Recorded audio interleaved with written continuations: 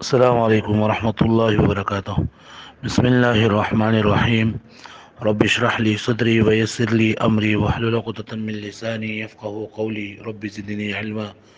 اللهم صل على سيدنا ومولانا محمد وعلى آل سيدنا ومولانا محمد وبارك وسلم وصل عليه. ربي يسر لنا هذا ولا تعسر علينا وتممه بالخير يا فتاح يا فتاح يا فتاح وبك نستعين. سبحانك لا علم لنا إلا ما علمتنا إنك أنت العليم الحكيم.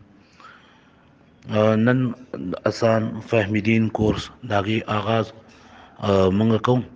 نن منګه سبق ټاپک ته نه غده بسم الله.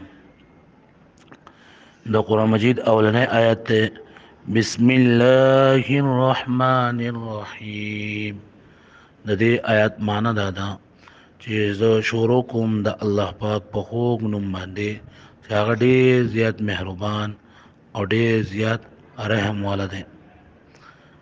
بیا د پیغمبر صلی الله علیه وسلم حدیث مبارک ته رسول الله صلی الله علیه وسلم عمر ابن ابي سلمہ رضی الله عنه نصیحت کوو چې یا غلام سم الله وکل بیمینک وکل مما یلیک، چې اے مشوما اے بچیا کله چې ته خوراک کې نو ته لول بسم الله وایا او په خیل اسمان خوراک کوه او په لوغه کې د خپل مخ نه خوراک کوه کوم ځای چې تا ته نږدې.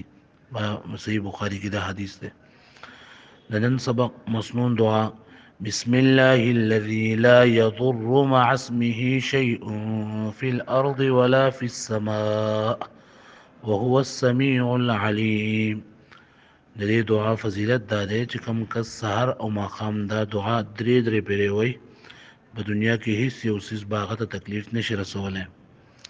مسئله دا ده چې موږ هر اهم کار چې دا موږ شروع کوو نو موږ صرف یوازې بسم الله یا بسم الله الرحمن الرحیم دا چې موږ وایو نو دا په دې باندې الله پاک موږ اجر او ثواب راکوي. پیغمبر علیه الصلاۃ والسلام فرمایي چې کوم کار په غیر د بسم الله نه شروع شي نو هغه لنډی بوچی وي یا ناقص وي. الله پاک موږ ته توفیق راکړي.